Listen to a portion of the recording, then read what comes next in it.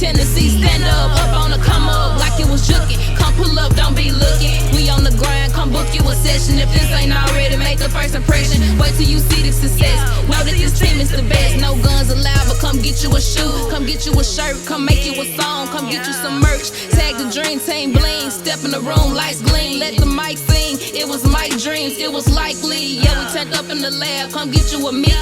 Sip you a drink or come take you some pics. Yeah.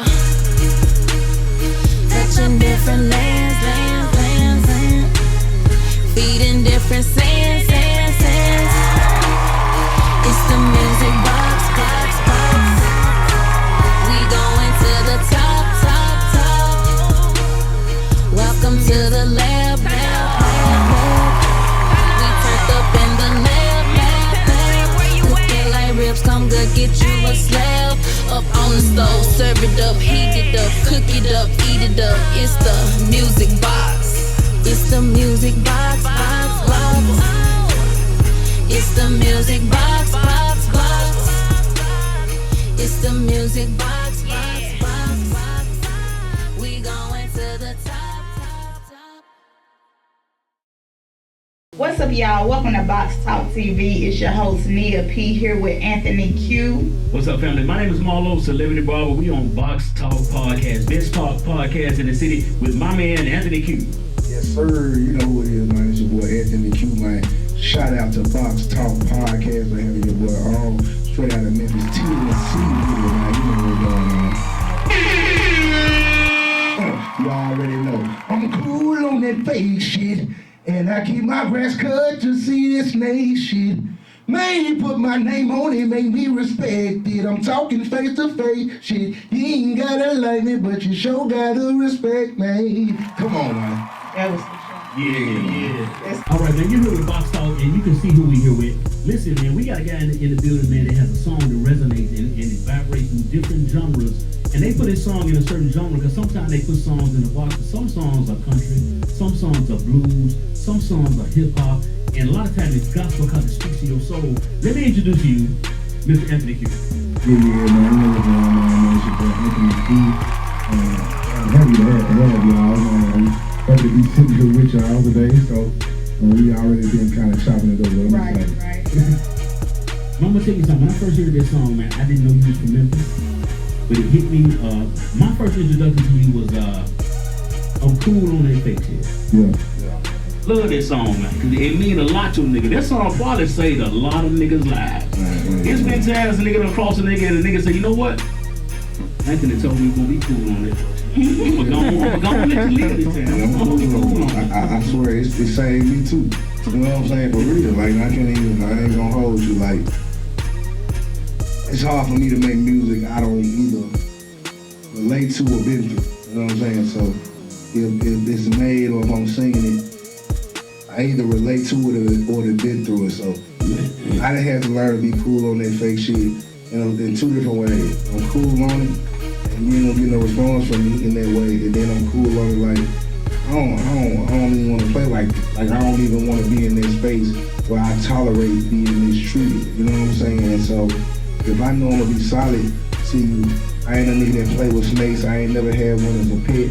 You know, and I definitely don't need one as a friend. So, it's just one of those situations where I had to learn that being cool on that fake shit, and I keep my grass cut to see that snake shit, is really just symbolic of like, look, man, I don't want to be your friend if you ain't, if you flawed beyond measure. You know what I'm saying? We all flawed. But if you so flawed beyond measure, damn, you ain't trying to correct that fuck shit you on. You know what I'm saying? Like, we all can be wrong, but feeling like you right when you wrong is that fake shit, and I just can't rock with it, man. I know Marlo done introduced himself as Celebrity Barber, but I'm your host Nia here, and me and Marlo basically we gon' tag team Anthony. I'm gonna bring that feminine energy, and he gonna bring that masculine energy. But we gonna try to get some more dialogue from Anthony Q to kind of just get deep. So women, ladies, I got y'all when it comes to Anthony Q. She is the queen. I wanna start by giving Anthony his flowers, because I feel like you in I respect authenticity. And you in a lane all by yourself. It's not a sound that's can be limited. That makes sense. Like it don't give you trying to be like somebody else, or he got that from him. You know, some people, oh, he sound like Rich Homie. Yeah. Sound like, no, it's not giving that. Yeah. You in a lane all by yourself. You got a unique tune, and I just want to get into how that came about, like how you birthed your tune. So it's crazy when we talking about the actual tune, we talk about the sound, right? Yes. I did a song called Cut Ties right after I went viral with a song called No Handout. Mm-hmm. And King George, one of his best friends, reached out to me, and he was like, "Man, I want you to meet King George." And I ended up here. I want you to do this show. George got a show, and we want you to come to South Carolina. Matter of fact, it's the only show I've ever did in South Carolina. And of course, it's a big show, right? It's King George. I mean, keep on rolling. It's fresh, and I ended up going horse. Mm. I ended up going horse. And of course, I had a roughness to my voice, but I wasn't just staying true to that. I grew up listening to like Boyz II Men, Jodeci, and Come on now. you know what I'm saying? So that was the sound that I really wanted to, you know what I'm saying? That's Sound right. in on, yeah. But so when I had to perform, it was just rough. Like everything was that like consistently, and it wasn't because I was trying to do it. It was really because I was hoarse. Mm-hmm. Come on, embrace it. And I never, and I just never went back from it. It was just like, it also felt good. It felt like what I had been through. You know what I mean? And just going through it on the stage and people not knowing, like, man, I done just went hoarse. You know what I'm saying? Like, damn, like every time I'm trying to do something in my life, there's an obstacle in front of me. And I feel like being hoarse was another obstacle. And like this big moment, I'm finna get up here and I get to open up for King George. It's about 600 to 1,000 people here. And I didn't went hoarse. Not because I was rehearsing too hard. It was already cold, you know what I mean? And it's just one of those moments like I feel like I always have to battle. So the tone of my voice is just the obstacle, the struggle, you know what I mean? So people are like, oh man, it's that southern root sister. It's like, yeah, it's all of that, but it's the blues. Like blues is my pain. It's what we done been through, what we done overcome. So for me, the tune is just an obstacle. It ain't really just something I had to learn to embrace. I got a quick question for you. When women hear that sound, how does it resonate to y'all to hear something like that come out of Memphis?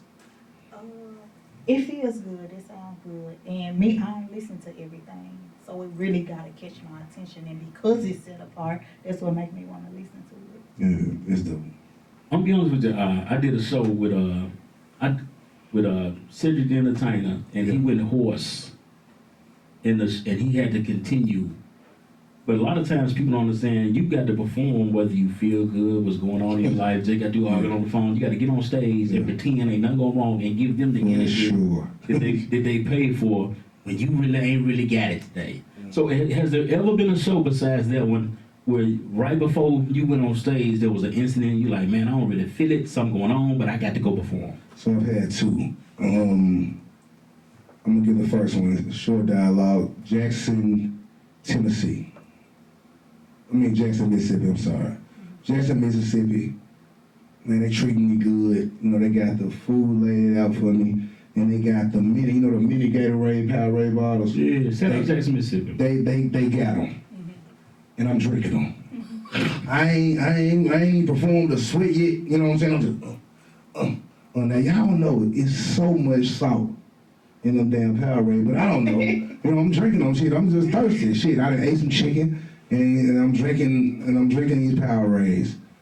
So about an hour before I'm supposed to go on, I done left and we on the way back. Man, my heart keep fluttering. You know what I'm saying? And I'm like, damn, what the fuck going on? You know what I'm saying? Kind of beating irregular, but that's normal shit. They tell you that palpitations and shit like that is normal. But I'm sitting there like, I don't need to be dealing with this shit right now. You know what I'm saying? My adrenaline finna be running hard and be pumping hard. So I'm like, fuck it, I'm trying to get my brain together. But mind you, I'm the only artist performing. There's 500 people out there. It's a one-man show. And I'm like, motherfucker. You know what I'm saying? I come out, and now my parents and everybody I came with, they're sitting at this table that's behind me. right? When I'm performing. And I got this hot ass silk gold shirt on. And I'm hot as a motherfucker, you know what I'm saying? Sweating, hard beating fast as a motherfucker. The problem was, I done drunk too many motherfucking Gatorades, and my blood pressure probably didn't spike. Cause when I tell you, I probably drunk 10 of them. You know what I'm saying? I know. Nervousness. So I'm drinking. I mean, I'm out here. I done cheated on my girl, now I know she wants to get back. And my heart fluttered. So I'm like, you know what I'm saying? While I'm trying to do it, I look back at my folks. and my mama just looking at me like, what's wrong? And I kind of stopped and I kneeled down. I'm surprised it never went viral, you know what I'm saying? And so I kneeled down and I waved in my stepdad and was like, I gotta get off stage. I get off the stage, I go back. EMTs was already there, you know what I'm saying? Because I guess to go down in Jackson. Right, so they're there, police rush to the back. My sister there, she putting a cold towel on my neck. And my manager, he like, hey man, look, what you doing? You know what I'm saying? I'm like, no, I'm like, man, just give me a minute. And he like, man, look, bro, we straight. You know what I'm saying? Like, you need to go to the doctor. And I'm like, man, give me a minute. My sister 7.5 years older than me. So she like, everybody just shut up, stop talking to him. so 5 minutes go by, they giving me water. Cold towel on my nigga, and everybody know like coldness, like ice up, it lowers the heart rate. So about 5 minutes, I can feel like I'm feeling a little better. Not a lot, but better. I'm not panicking, you know what I'm saying? I'm not having anxiety. You can make it through. I go back out, say, let's go. Like, just get up, you know what I'm saying? Take the tail off. And my man's like, no, man. I'm like, hey, man, watch out. You know what I'm saying? I go out there, I perform, and I think I do like 2 extra songs. Now, I'm gonna give y'all another story where I'm arguing with my, let's call it soon-to-be ex-wife, right? And this just recently, I'm in Dallas, Texas, and I'm having a moment. And this is the first time, man, I'd ever mentioned my like status in relationship, so y'all getting tea right now. Like, I try to keep a lot of my stuff to myself. They call it estranged wife. Right, so, man, you know, she yelling, she screaming, cussing me out. She had privy to her, and going off. You know, we had our struggles. You know, shout out to her, because it ain't easy for real. You know what I'm saying? Dealing with past traumas as well as a nigga's bullshit, as well as artists that's like me now, right? Because I'm coming into fame, right? And there's so much going on around me that it can be very triggering. So even though I didn't earn the cussing tongue lashing that time, it was still, you know, it's like, all right, I'm going through it. But I got to perform with like 2 hours later, and it was really one of my best shows. I get up there, nobody knows what's going on. We got crazy fans trying to grab on me, and we got fans out there crying. And I really feel like what people don't understand with being anything that you do in entertainment, just like anything else, it's a job, you know what I mean? Somebody paid their money and said, hey, I could be anywhere else in the world, but I want to hear you perform this song. Or I want to be close to you. Some people just want to be able to take a picture with you, smell you, and as weird as it sounds, it happens that way. Man. And I respect it so much to the point where I don't care what I'm going through, right? Like, it just doesn't matter to me that much, because we all want to be wanted somewhere. Even if it ain't from the person you want it from, because we selfish like that. We all want to, I don't want to be loved by him or her. I want to be loved by this person. I try to accept the love where it comes from, because it was a time and era where, man, I was homeless, right? I was hungry and my phone wouldn't ring, and I couldn't borrow none from nobody else. So when people tell me that I impacted their life, I don't feel the way. Somebody say, hey, I want to take a picture. I'm not a prima donna, you know what I'm saying? It's like, let's take it, you know what I mean? Because there will come a time where it won't be my moment no more, as people gonna go right by you. So you know what, man? I just respect the moment. I've been around a lot of people that I seen the beginning of them. They were still working when they was doing comedy, like Kerwin Claiborne. He was coming after work. A lot of comedians I saw at the moment where they're coming into their own, and you have to learn how to be Anthony Q again. So it's things that you can't do anymore that you would normally do in public. That's right. You always have to have somebody around you that can protect your surroundings. So coming into what you're doing now, there's a new Anthony Q that you have to learn how to be. How is it dealing with so many people want the attention? I ain't gonna lie. I think I piss my team off more than anything, cause I don't embrace that, right? Like I should though. You know what I mean? I'm a real like, look at them folks in the crowd. I'm going out there. Yeah. You know what I'm saying? And it's 600 people out there. And Memphis Legends, she like this. I know you fucking lying, right? Yeah. But I don't know, man. I just feel like, can something bad happen? Yep. Yeah. This is the thing I tell people in situations like yours and what you're growing to. Whenever I'm around a person that's new into this era, I talk to the team and I said, you have to be mindful when he's just talking, y'all bullshitting around. You have to watch this person's cell phone to make sure they're not recording, trying to get some TMZ. You have to watch the people. So it's a new era of bullshit that you're gonna have to deal with that you've never had to deal with. But you know what? I'm gonna be honest, and I tell that to both of y'all. We're gonna use a word for 1 minute, 60 seconds, and it's just accountability, right? Right. Never say nothing in secret. You don't want to say it in public. You know what I'm saying? I think a lot of times, as entertainers who hold a great responsibilities, we want a sense of privacy. Like, I should be able to say that word without it getting back to the public. Why the fuck should you be able to do that, saying as how you make more money than everybody else in this room? You know what I'm saying? Like, even with being a superstar like LeBron James or anybody else, you hold a different type of responsibilities and people pay you differently. Where, like somebody that goes to work from 9 to 5, they can use words that may offend the homosexual, they may offend a white person, may offend a black person. It doesn't fucking matter. They make $12 an hour. Come on, man. You make 6 figures. You make 7 figures. At some point, you just gotta be accountable for your own bullshit. So if I say some shit, I meant it. Right? That way, whatever come behind it, I can stand on it. You know what I'm saying? Like I don't wanna be fake. I wanna be like, hell yeah, I said fuck that nigga. Like, what the fuck I'm supposed to say different when just because this woman ain't a woman I'm gonna sleep with, right? Right. That's gonna be like, I slept with him. Like, oh, the fuck did, it was good, right? Just don't do no fuck shit.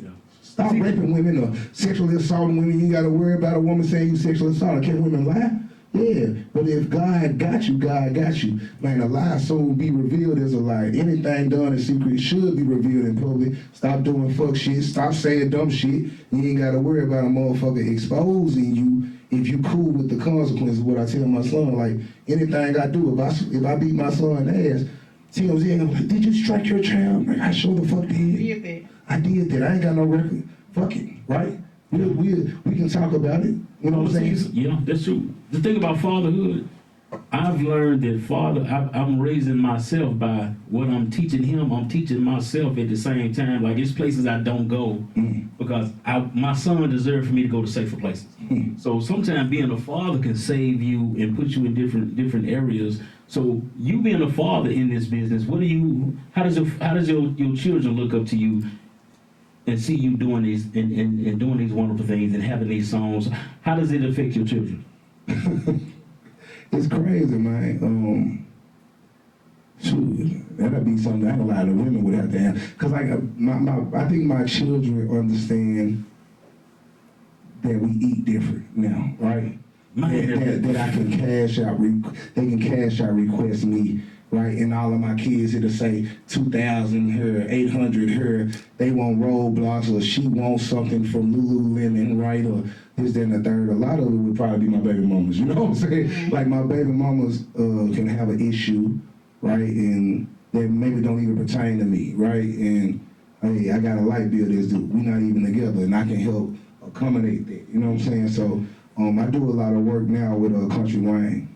Okay. That's my guy, man. You born and raised Memphis, right? Yep. Okay, well, we can tell. We can tell. But can you give us like how your environment was growing up? Like what course of events shaped you into being the man we see today?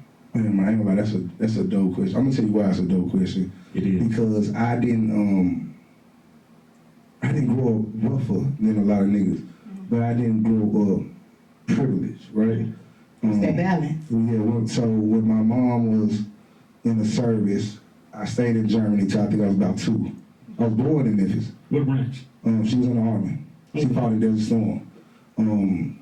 We ended up moving back because her and my biological father got a divorce. And my life changed because her financial situation changed, right? She wasn't dishonorably discharged, but going through a divorce back then, it kind of, you know, it changed. My father wasn't rich. He wasn't poor, but he wasn't rich. And so the divorce was really just mutual, right? There wasn't any stability that came with it. And so because my mom wanted to continue to have me be around a male figure, I didn't go with my father, but I went with my grandfather. And my grandfather was paralyzed from the waist down, but he owned his own landscaping company. And my grandfather was a good man, but he was traditional, very rough. And everybody think my voice is kind of burly, but my grandfather, he could shake a room when he talked. He's like, Anthony, you know? And I was real timid and scary as a motherfucker because I was like 4 or 5 years old and still my mama. So when I came there, you know, of course I wanted my mom, you know what I mean? But I learned how to not be afraid of the dark. And I tell this story a lot because people don't know how powerful understanding darkness is, you know what I'm saying, as a child. But I remember my grandfather, I stayed in Westwood, right, for like a year and a half before my mother met my stepfather. And I can remember going there and I'm like, they got candy jars, shit I like, they cook every day, right? So I ate more. But at nighttime, I would have to lay in my room, and in my room was no TV. We had a den area for the TV, right? I got to watch Nickelodeon Network and all this shit growing up. I had fucking whole suits, you know what I mean? Fucking Stacey Adams and fucking 5 and 6 for real. But at nighttime, I would lay down and there was no other children around. It would just be me in the bed with 60-year-olds down the steps, right? And I would be afraid and be like, I want the light, my night light. And my granddad didn't understand. He's like, you don't need no light. It's light already in the room. And I'm like, I didn't want to call him a lie because we got our ass beat for calling all the people lies. That was a cuss word. So I'm looking at him like, I don't think my granddad understand because he can't walk. So he really wasn't coming up the little steps. So I'm like, I don't think Grandma tell him ain't no lights, you know what I'm saying? And he was like, there's some light in the room. And he was like, just lay there. And I'm thinking just like, let her go to sleep. So I would just lay there. And as I laid there, you give it about 10 minutes, you start realizing there's a lot of light in the darkness, you know what I'm saying? And I remember a week after being there, I told my grandfather, I said, Granddaddy, you know what's crazy? He said, what? It's a lot of light in the room. Now, what you talking about now? I'm like, at night, when you told me to lay down, it ain't that dark. He said, I know. It's never completely black, right? And it's not. It's always light shining through the window from the street light.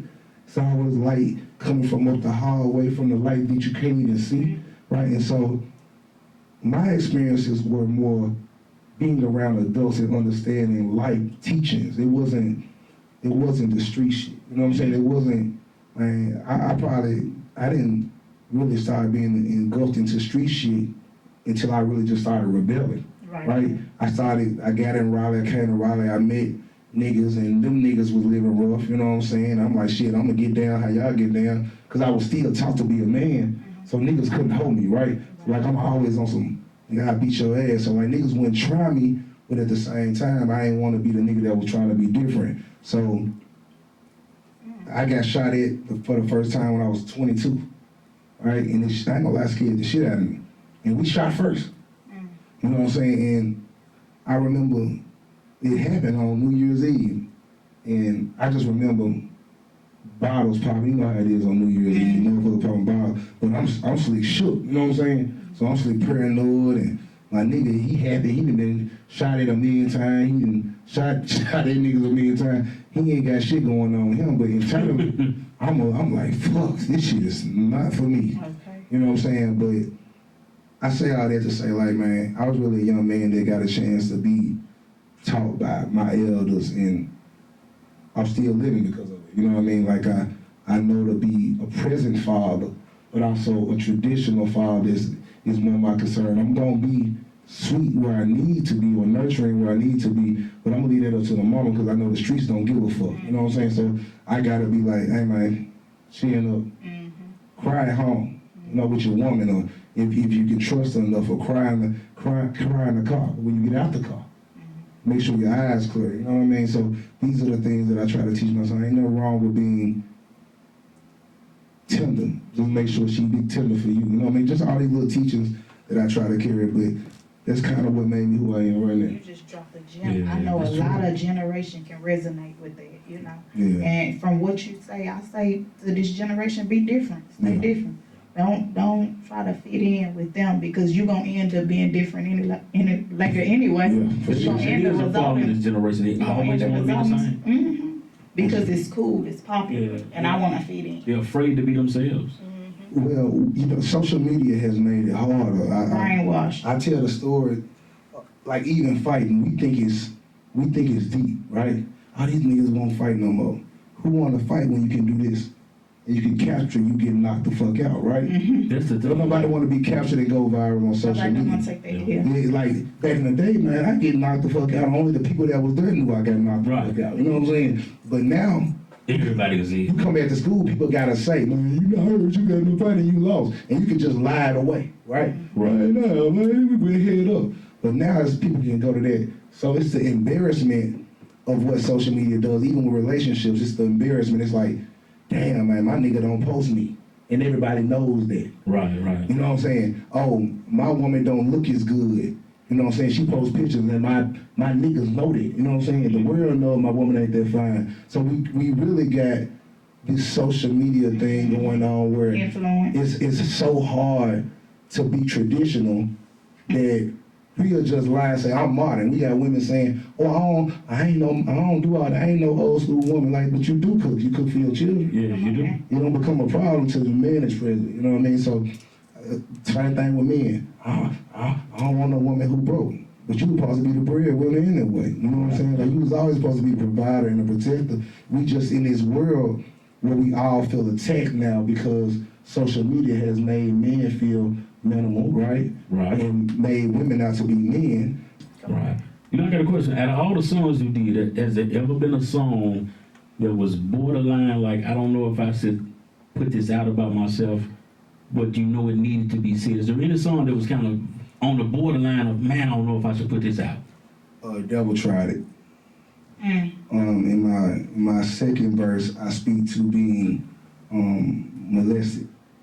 And man, that's hard to deal with. You could have set a lot of people free. I see what the problem is because a lot of us young men have been molested by women, right? Like every nigga I've ever sat down with, the first time they ever had sex was with somebody that was older, 16, 17 years old, and they was 8 or 9 years old. Like, bro, you didn't have sex, bro. You was raped, bro. You was molested, bro. You know what I'm saying? But we don't know, and it teaches us to over-sexualize women because now that's what we chasing. It's like a high, like crazy, right? I know it made my little whatever feel good, so I didn't want to put it in there because I feel like me and we have no safe space, right?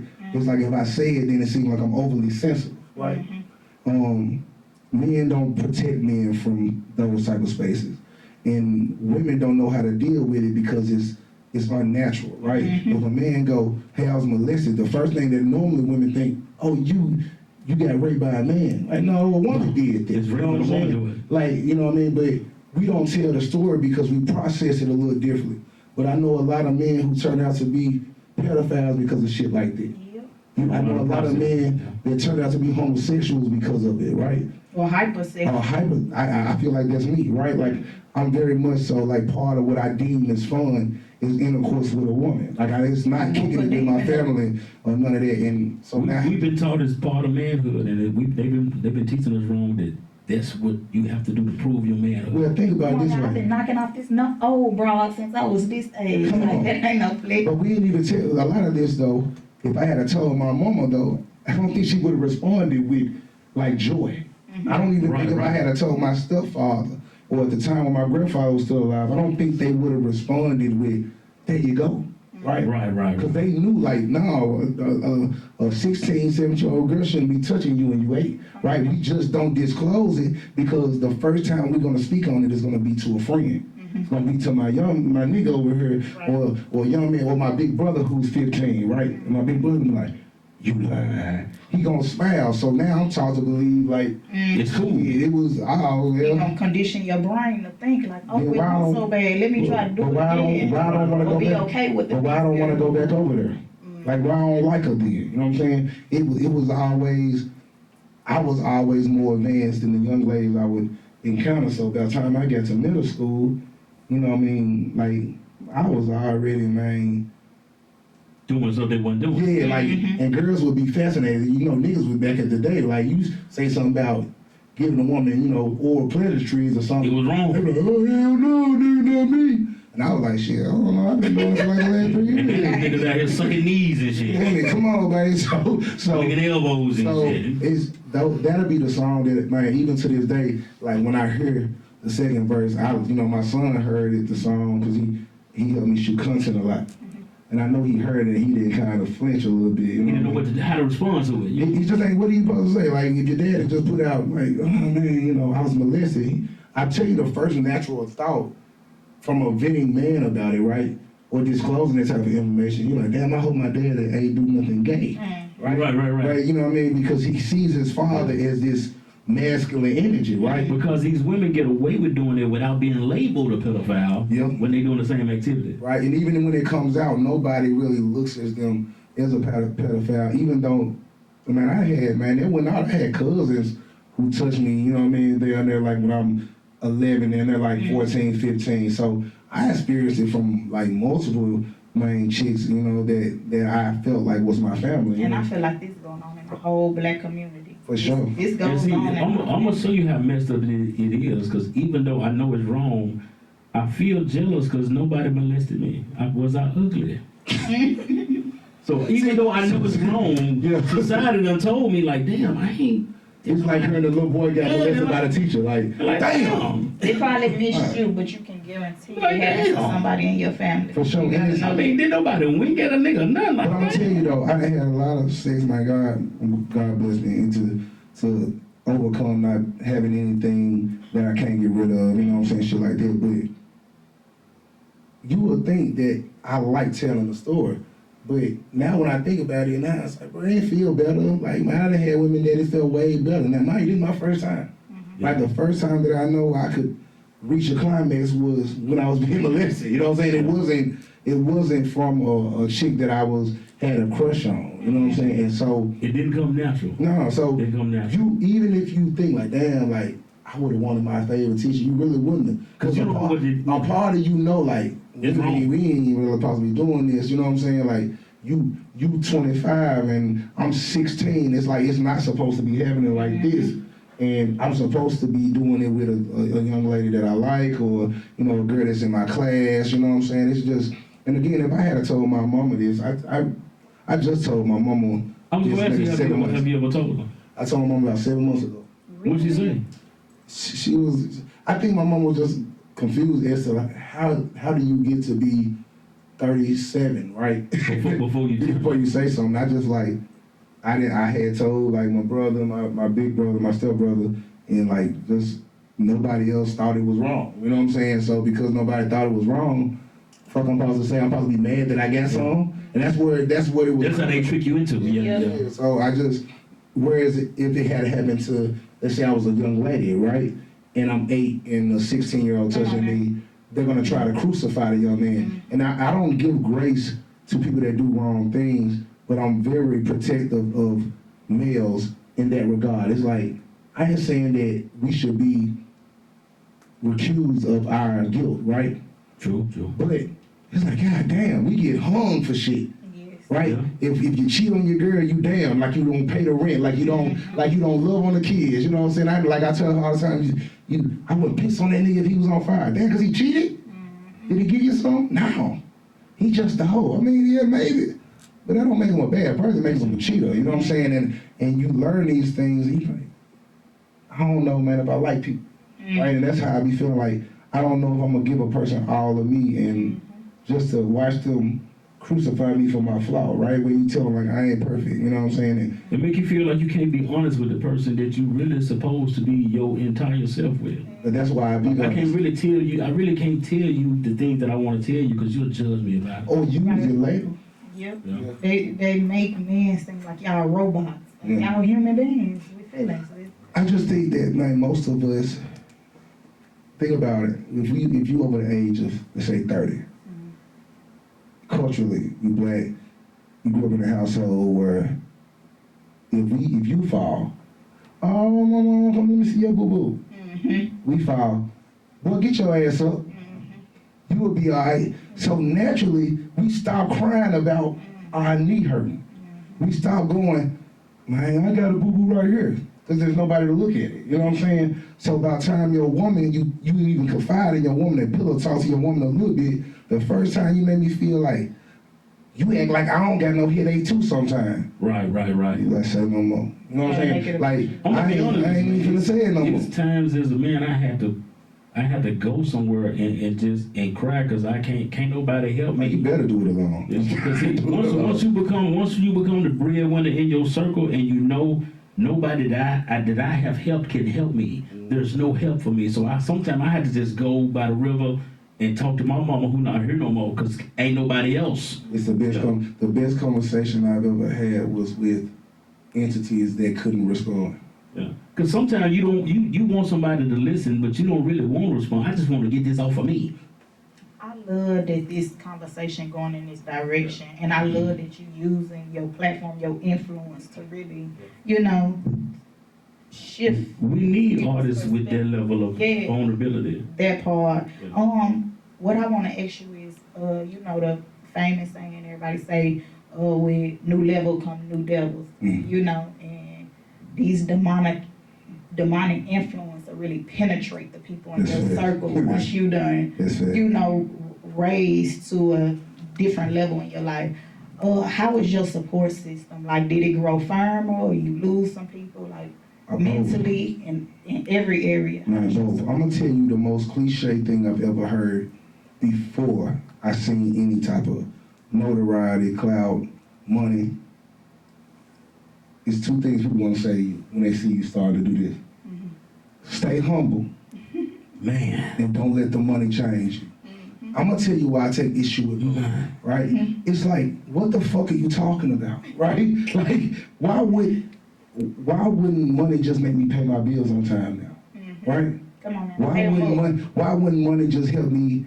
Like my oldest son, he plays football at Boyd Buchanan in Chattanooga, one of the best linebackers there. And his tuition, right? A lot of it is covered, but I had to pay $400 a month just for him to go to school, right? And if you told me 3 years ago, I was barely sending money to my son at all. Like, no dollars. Fuck $400 for tuition. I didn't have shit on shit.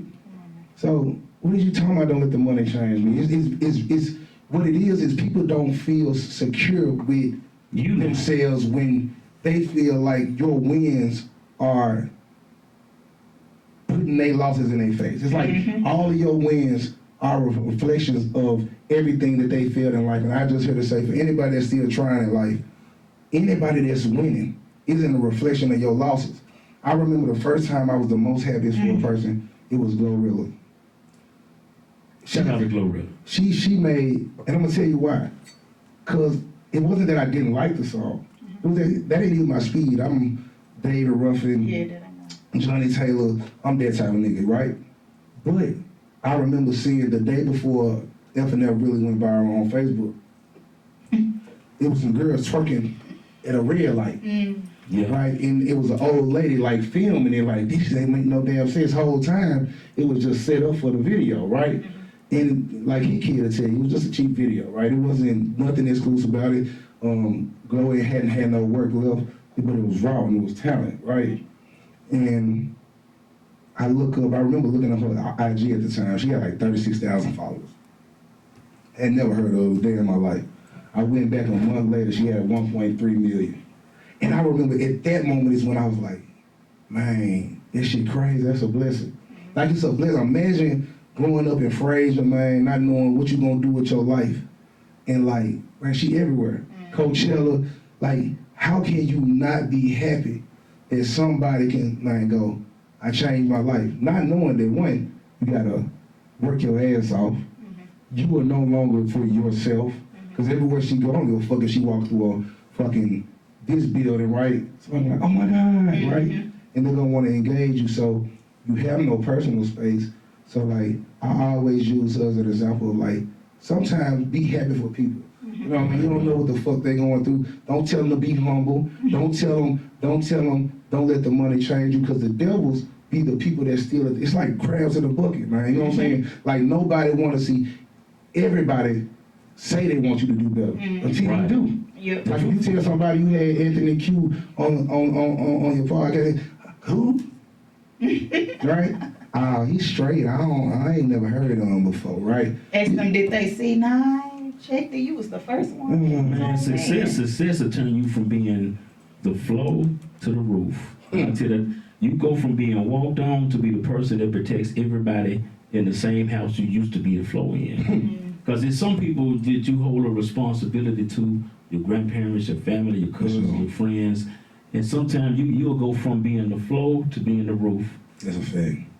And when you become the roof, you hit a different type of weather, because the weather hits you first. So I told my mama, man, my mama has a way of, first of all, my mama don't do good, even though they're retired, right? But my mama does this thing right at the end of every month, because everybody know the first and the fifth is bill time. You know what I'm saying? It's time to pay what you weigh, and my mama be like, oh my God, I don't know, I'm gonna have to get this together, because I gotta pay this. And I look at my mama like, we ain't got no money, bro. You know what I'm saying? She's like, well, I just don't like anything being late. I like then it won't be, right? And so I take pleasure, my mama will tell you, I called my mama for $40 3 years ago. And my mama be like, I don't have any money to just be given, right? But I understood it's teachable moment. My mama once told me, I broke down crying, I asked my mama, I said, I'm hungry. Right? I wasn't even married at the time, but I was with my wife at the time, right? And I called her, I was like, man, I need something to eat. I was hoping she'd bring a little money over, because I stayed in right across the street from Raleigh Village, in the little townhomes over there. By the library? Mm-hmm. And my mama comes from Bartlett. She brings me a bag. And in the bag, I never forget, and it's not to embarrass her, but it's just because that's how my mama is. My mama was like, hey, look, I bring you some sandwich meat, right, some apples, right? Like, you said you were hungry. And that was a little change. And I think at the time I was still smoking cigarettes, you know what I'm saying? I think I used the change to give me a couple of cigarettes, but I'm still mad at my mom. I feel like, damn, why you ain't bring me, I know you got some money. You stayed at like a two-story home, you know what I'm saying, in Barley, you know what I'm saying? And like, damn, $50, I can't get $50, like, or something like that to really give me something to eat, maybe from Burger King or McDonald's. And I want to lash out, but I'm never disrespecting my mom. So I called her and I kind of just said what I just said.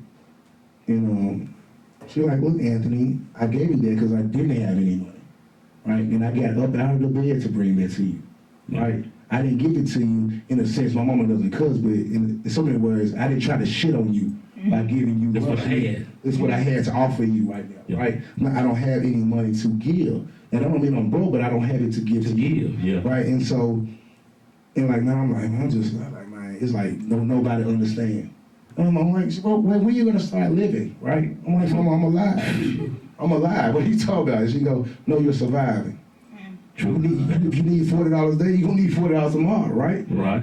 Like if you need to go, if $40 is just enough for you to go to Burger King, right? And we know you gotta eat every goddamn day. What do you need tomorrow? And then I had another chick, young chick. I asked her, could I borrow $20? This was about, I didn't even know about I was sleeping with anything, just a little young chick I knew. He got about $20 I can put in my gas tank. And she didn't even mean no harm. She wanted to give me more than the $20, right? So she goes, what you gonna do about tomorrow? And so, like, I was so offended by the shit. I'm telling you, like, I didn't go off on her. Like, the fuck you mean? Like, bitch, I'm worried about today. You talk about what to do. And she was like, because if you need more than 20, let me know. Like, I was like, nah, 20 is fine. Once I finally realized where she was coming from with it, you know what I'm saying? And she gave me the 20, and ever since then, when I felt the way, I've never asked nobody for money again. You know what I'm saying? Like, ever in my life. Like, ever since then, I've never made less. I went from, at that time, I think making like $1,200 a month. Within 30 days, I was making $6,000 a month. You know, and all the way up until you're making $40,000 a month. And I'm gonna say this for people who don't have any type of economic literacy. As you increase in what you make, so will your bill. Come on. So don't think if I make $40,000 a month, my life will be great, because it's not gonna be. Whatever is going to change a little bit, especially if you have responsibilities like me.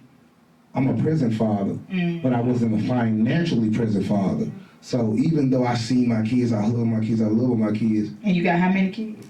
9. Come on now. So my baby mamas, nigga, that love is cool. With their school clothes. And I was like, God damn, I made way too many fucking kids, right? And when you're in a different tax bracket, ain't no more food stamp. Yeah. That's cut out. And even if the baby mama's making it, you can't give them $300. They know too much, right? You can't send them $500 for school clothes. So I'm coming out $1,000 at a time. And imagine if out of those 9, 8 of them in school, right? So here I am, man, in 1 month, on top of my bills, paying $10,000 out to baby mamas. You know what I'm saying? So we all think like, man, if I just had my money, right? Well, maybe if you got no kids and it's just you. But see, the thing is all on a percentage. I tell people all the time, if you spending 50%, if you got $100, you spending $50. But if you got $10,000, you still spending $5,000. You still at 50%. So even though my money has increased, I still have the same percentage of bills. Come on, man. Yeah. And the bills include, because nobody wants to stay in the 2-bedroom apartment that they was in when they were broke. But see, that's the thing. In our society, it would be great if they would let us stay there, but they won't let you stay there. So you have to go. You have to go spend the money because they won't let you. But let me tell stay you, there. so I seen this video.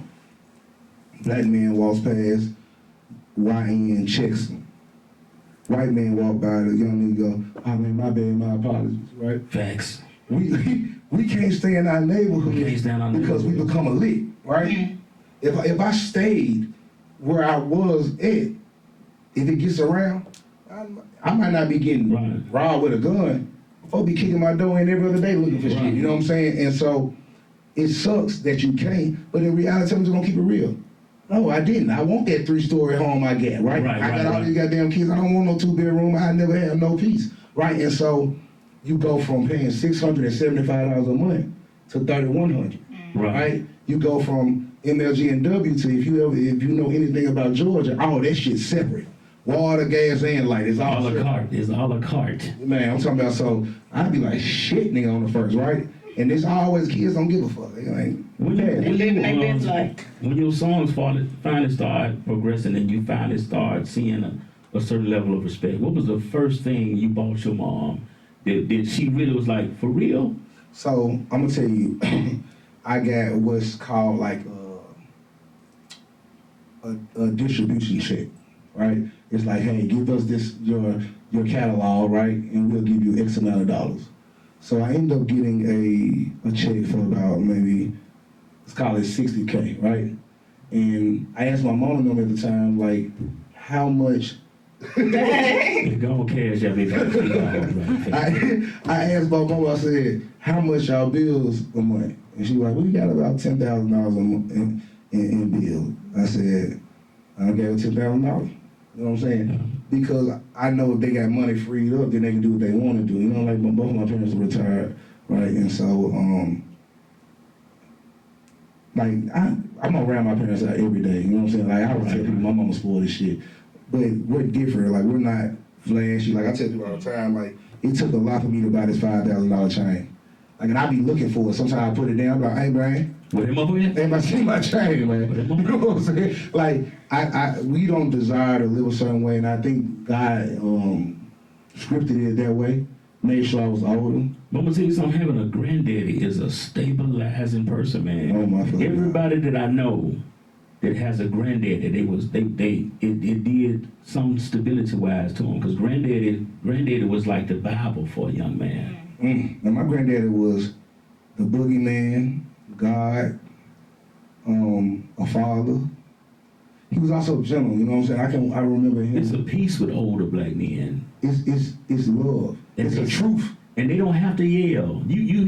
They they could whisper and it be loud to your soul. Let me tell you something. My grandfather whipped my ass. Now I told you he couldn't walk now. So everybody, my big brother, see why you laughing? Memphis Legends laughing at me. What the fuck? But no, for real, I got whooped by somebody that couldn't walk. My grandfather. You had to stand there and take it. No, what he did was he called me. He told me not to go outside. Yeah. And I'm like, he can't walk. Man, my granddad would have had to burn rubber to catch me. Now, I'm gonna tell you how scared I was of him. That's what that's the respect level. He like that nigga would have had to roll them 30s. I heard him calling me. He like, Anthony. Now he laid out in the bed. You know what I'm saying? He in the bed at this point, right? Yeah, put baby oil on the floor. That nigga. Now he not getting up. He didn't have to, nigga. Though you wouldn't. Them old school wheelchairs. But like country hustle, strong. Got that one goal right there. You know what I'm saying? And he grabbed me, bald headed. And I told you not to take it. He didn't have no belt, just his hand. And I was so confused. I don't even know if I cried. I was so fucking embarrassed because my cousins was there. I was a bad. I was a bad smart. I would have put that baby oil on the floor. He'd been spinning in circles. Let me tell you something. My grandfather would have shot you. This ain't one of those stories. You want to play? Like, he threatened to shoot my uncle because my uncle said something to me one day. I'm gonna tell you something. My granddad bought my auntie a battery. It was $27 back. She didn't pay him back. He didn't speak to her for 7 years. I don't owe him. He had money. He just did not. It was the principle. Oh man, them old people don't play money. 7 years. I don't give nobody nothing. You understand me? I done had to change the horseshoe on a mule. Man, I'm like, shit. Granddaddies have principles. They live on the principles, man. No, don't do that. My grandmama had the hanging beads. I don't know if you remember that. You got to walk through. Yeah, but I never knew what it was for. But it was only because when you walk through the hanging beads, she can hear you going up there. And so I lied. I walked through the beads, and she go, my grandma Bunny, she go, who in my kitchen? I come back out. So shh. I come back. I sit down. She like, boy, you in my kitchen? Kids is stupid. I don't know, man. She's just trying to see if you gonna lie. I don't know, man. I don't like that. Women do that shit to this day. Stop asking me if I'm lying. If you think I'm lying, I'm lying. Don't fucking ask me, try to trap me. Fellas, if a woman asks you a question, just don't answer. Like, I'm a real nigga. I'll sit there and be like, so was you with a bitch? What's a bitch? He'll make you lie. He'll make you lie. Like, I'm like, what's a bitch? Because, you know, women, I respect and women. You only think she heard the bees twice. Mm-hmm. So she know you ran in and came back out. Came out. I had one grandma beat my ass. She don't play that shit, man. Bro, don't break nothing in the grandmama house. Don't try to take no plastic off the couch. Don't do shit. Just sit your ass down and go outside and play. You know what I'm saying? Like, back in the day, we didn't have no choice but to play for a certain amount of hours, too. Drink you some water. Kids sit in front of the goddamn phone all goddamn day, but that's another story for another day. Okay, so your records, you get a lot of backlash? Man, you know what? No, women toxic as hell. Like, the worst record I got is Lick Back. But then women be like, I'm gonna get my lick back. I love that song. Don't sing it. I mean, like it's crazy toxic. But not really, man. I don't get it. I had one fan said, I just wish you would stop saying nigga. That's what I was getting to. Like, letter to my YN. What you got backlash on that? What you want to clear that up? The title. So I called a letter to my YN because if I had called a letter to my son, no one would have listened. I do not call my son a YN. I'm not even my son's friend. You know, like a lot of people, oh, that's my little nigga. They don't know he's not. No, it's not. Fuck him so much, okay? He's just my son. And I love him to death. I die for him. But no, like I said, essentially, I called a letter to my YN because the world perceives him as a YN. And sometimes, to be truthful, he acts like a YN. You know what I'm saying? That's just what he is to the world. I know they recognize he does YN shit. Like when he take pictures, I can see it. Like if I try to take a picture with him right now, right? You can see it in his heart. His heart want to do the little claws, right? Or he want to do something with his hands. But you know, I get to looking at him like, fix your fingers, right? Like, I hate that the world does that about some nigga. The truth, man, sometimes like I could be on the road with my son, go to Atlanta somewhere, and white people would be flying past me. And my son one day he said, Dad, I'll call faster than white. I said, we can't do what they do all the time. Right, like I think so. I told my son that I fear for him a lot, right? Because he has no integrity, right? And I'm not talking down on him, I'm just speaking my truth, right? It's like I know I've taught you better, but you don't apply it when you're out of my sight. So I fear the police saying something to you, right? And you respond in a certain type of way. Like me, I don't have negative encounters with police, and God forbid if I ever do, right? But I normally know how to talk, and I'm not a yes sir type of person, but I am a very direct. Be compliant. Right. Yeah, I know. Like, first of all, if you're in the wrong, you're in the wrong. Like, I'll get accountable, right? And so when we talking about even stuff like that or my records, I knew it would garner backlash because people hate positivity. We all got a nephew, a cousin, a brother, an uncle, a father that's ignorant as a motherfucker. And we just don't like being called out on our bullshit. And we know somebody out there is doing stupid shit, and every time we see them, we say shit like, I ain't gonna lie, he gonna kill something about me. You know what I'm saying? Like, we validate dumb shit. You know what I'm saying? Like, we don't, I And see then you come on Facebook, he done killed you. or kill somebody you know, because the city's small or the world really is smaller than what we think. I just feel like, just tell somebody you love, hey baby, I love you. You ain't gotta do all that. That's it. Like, you ain't gotta feel threatened by it, because my son do dumb shit. So that's why the song got made, right? It's not me trying to call out nobody but my fucking self, and me talking to God about my son who I done took his phone and he got pictures with guns, right? It's me understanding like I can't be everywhere. Like right now I'm here, and my son is in Georgia. You know what I'm saying? Like any fucking thing can happen, and it sucks that I can't protect my children like I would like to without probably saying fuck the music, fuck this money, Yeah. and I gotta provide. So it's not I like. think that's a fear that mothers embrace, and we see them have that fear of what happens to your children. But no one really speaks about the fear that we have for our sons, as if we don't have those thoughts. Because man, every time I know my son leaves my presence, I pray he does what I teach him, even though I know he's gonna go astray a little bit. And I hope he can live through the mistakes. Because we in a time where sometimes the things that we did and made it through, rode our bike 17 miles to the next neighborhood, we made it through those times. But we in an era where young people don't get to make the same mistakes and live anymore. Well, we're having hypersexual sex, right? Right. So a lot of us are mating with people we see no potential future with, right? And so now what happens is female gets pregnant. You got people like Anthony Edwards, who's a superstar, right? Telling another woman who he's impregnated, and I'm not saying she's a good person or a bad person, I wouldn't know, right? And maybe that's the reason he like, hey, look, I don't want to have nothing to do with you. I don't know that, but I just feel like I don't like the texture. I don't like the verbiage. I don't like I don't want to see I don't give a fuck how much money I give you. I need to see mine. I need to lay eyes on mine. Because as the world turns, man, us men need to be more involved. We still doing the same shit, and we allowing the government, we allow the women to feel secure without us being in the home. Like we gotta start saying, hey, nah, I give a fuck. Right? Even if you don't want to be with her, a lot of times it's like, I don't want to be with you, so it's over. Nah, baby, but I'm still going to come to that doctor's appointment with you. Right. I need to know what's up there. I need to be there, right? We need to figure this out together, but women sometimes just as spiteful, right? If you ain't going to be with me, I don't need you around. It's like we got to be present. That's why these kids are dying out here. They mad, they angry. We really got kids out here. They upset at their situation. They on fentanyl pregnant. I ain't never, when I was a child, smoking cigarettes was an accomplishment. Like, yeah, man, I got me a cigarette. I'm sitting some Mad Dog 2020. That's really juice. Yeah. But now these kids be high out their motherfucking mind trying to escape life. Their mental health ain't right. They got no daddy. They don't know who the daddy is. The mama talk down on the daddy. The mama got a rotating boyfriend in and out the house every month. That nigga stupid, right? He talking to the child about dumb shit, giving the kids drugs. I just feel like it's gonna be a revolving door until we all kind of just hold ourselves accountable.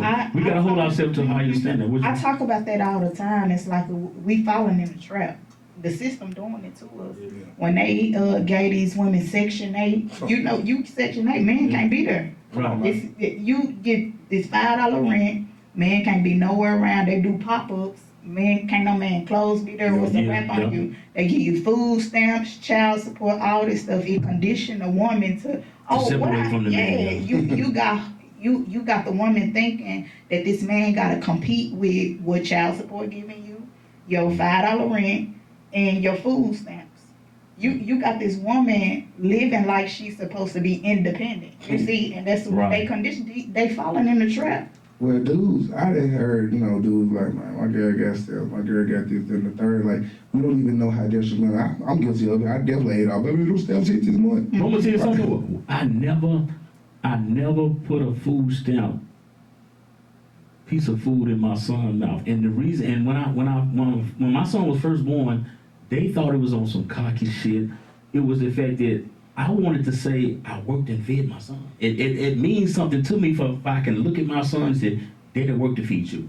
I don't need another person to subsidize what I'm putting in you. And it meant a lot to me. It was my fatherhood pride to say, man, I went out my way to have you. I'm gonna go out my way to feed you. I don't need another person or entity to replace what I'm supposed to do. Because I feel like the food that he was absorbing, if it didn't come from love, it ain't gonna fill him right. But when struggle meets struggle, right, it's all just survival. We talk about nobody dates anything that they need, we all date or want, right? Like, I like sneaker ball. So you eat a sneaker ball too long, you eat pork too long, like I don't eat pork, right? But if you consume pork too long, it's very possible for you to have high cholesterol, right? That's true. We're constantly consuming wants. You laying down with a man that don't have a job. You laying down with a man that has no ambition. You laying down with a man that's abusive. You laying down with a man that's hypersexual. You laying down with a man that has no teaching. We meet each other, and we're the only race, and I say this, and I'll let y'all have it. Man, we in these relationships where, if this was the old days, our parents wouldn't approve. Like the old school parents. Like, we're constantly, but love is love. It don't matter that he don't have a daddy. No, get him the fuck away. Get him the fuck away from my daughter, right? He ain't had no fucking teachings. I don't want him to talk to my daughter, right? Like, the girl don't matter. No, where your mom at, baby? You don't know both your parents? Where your dad was at? Let me meet him. He's stupid. Where your big brother at? He in jail. Where the other one? Dead. Like, we don't want to judge. It ain't about judging. It's about understanding that I don't want that bloodline to even mix no damn way. You know what? It's a show called Game of Thrones. You watch Game of Thrones? I just seen a little bit of it. That show is really went in real detail about how family is supposed to choose they mate, yes. It's a merger of families, and we done got so far away from merging families, we just let individuals. Hold on. Asians don't do it. No. Man, whites don't do it, right? Like, at some point in time, if I meet a little boy, right? I know you're married, right? You got any kids? 4 eyes, sons? 2 boys. You got some girls. Young man come in the house, to your house. Well, I know you your daddy, so he comes to the house, he like, what's up? He don't go, hey, how you doing? He's just, what's up? I'm like, nigga, hey, who is this nigga? Right. What they doing there? I told my son the other day, man, I said, I need you to get for you to go out on a date. He's 17 now. I said, for you to go out on a date, I need you to get the okay from the parent. And if she doesn't have an old parent, you ain't got the okay from me. I need you to get her from somebody. Well, and I messed up with that with my son, right? My second oldest, right? And what I'm telling you about, again, being on the road so much, man, understanding how powerful it is to know who your children are dealing with. Man. And I don't give a fuck. Like, well, you can't stop him. I can show that he'll make it different. And we should. Like, we shouldn't just be okay with, they gonna do it anyway. No, try to catch you, and I'm gonna beat your ass. You gonna sneak boys in here? I'm gonna beat your ass. You gonna sneak some girls in here? I'm gonna beat your ass. I'm gonna call the parent. Right? Let's start this shit off right. But again, we live in a world now, which specifically within our culture, love is love. It doesn't matter because you love him. I meet a little boy. He say what's up to me like I'm his friend. I'm like, how you doing, young man? Right? If he don't say, hey, sir, how are you? Are you the wrong one for my daughter, man? Right. Like, I don't even like my son friends when they come like this. What's up with you, man? I like your music. I'm like, who the fuck is this? You know what I'm saying? Like, why is he talking to me? You know what I'm saying? I don't even like my kids talking to me. And this young man, I'm watching his pants below his ass. You know what I'm saying? It's just a whole bunch. First of all, I live in fucking Gwinnett County. Okay. It's one of the nicest fucking counties in fucking Georgia. So every time I see it, I get mad. I'm like, I smack the shit out you, boy. So you playing games. And your daddy, nigga. Just bully you so you will see that you really don't want to be part. Man, look, I went viral a couple of years ago because at the barbershop, I had put a sign on the door. I refuse all customers if your pants sagging. I don't because I have people who leave their kids and we talking about I'm teaching. You coming in, I already can tell you don't add anything to the structure that I'm trying to teach. So I don't cut nobody who, if your pants sagging, I'm refusing to. Now I tell you all the time, casual, you know, you got a little draw line or so on. Well, you ain't got to be Steve Urkel. But your booty is But way nigga, down. if I can see the bottom of your drawers, nigga, you coming over here? No, nigga, come. And what a nigga will call you is old, man. But the truth of the matter is, nigga, if you keep on living, if you make it, you will be old. The mission is to be old. You know what I'm saying? But niggas don't know that. Yeah. Niggas be out here dying. I ain't never seen a group of niggas not afraid. I mean, these young niggas is not afraid of dying. Like, I ain't never seen no shit like that, but... It seems like they ready to go. What I mean, I got shit to do tomorrow. Yeah. If they knew where they was going afterwards, they won't get ready. They know they ain't ready. Hey, get right. What advice you got for our generation of men and women and the youth? It's us, not them. Well, so, Kendrick Lamar said they not like us. We all attributed it to be a diss to Drake, and maybe, you know, the vast majority of it was, right? But the truth of the matter is, they don't have the same story as us, right? We letting everybody else tell us how to treat each other, right? What marriage should look like, what relationships should look like, how to raise our children. Our ancestors wouldn't be pleased. And I feel like the only way to get back to it is go back to the roots. Maybe the ass whooping wouldn't hurt. Even if it don't mean shit to the child in a sense, it sure made me feel better, right? Sometimes you just feel better to know, like, I didn't play that shit today. You know what I'm saying? And Right. So when we're talking about advice, it'd be like, man, talk to somebody that was here before you and listen, right? Not listen to respond, but fucking listen and just say, okay, I'm gonna try to apply that. And if you just ask a motherfucker, not your mama, because your mama's still a little bit too modern. Like my mama, you know what I'm saying, a little bit too. Okay. Go find somebody. I don't care if it's somebody that's homeless, you hear me?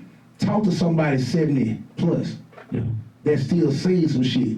They be like, I don't know, they gonna always be kind of cranky too. I don't know, y'all just be doing way too much out of here. You know, you let your kids just cuss out. I done seen kids cussing out homeless people, elders, you hear me?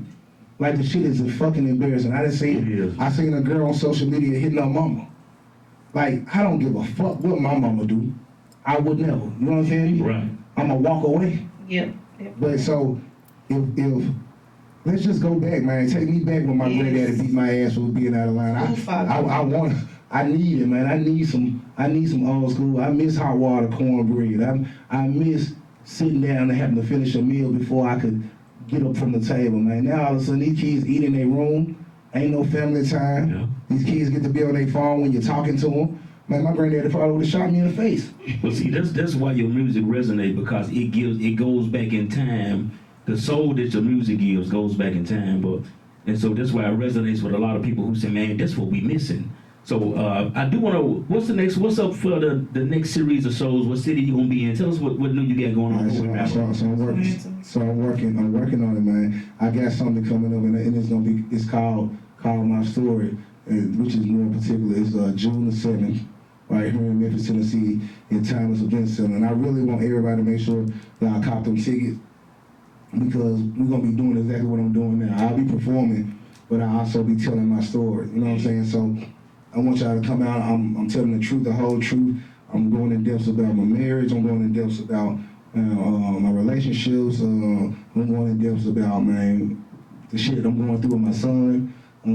I really just wanna do what we did here tonight, but I just want to be able to incorporate music.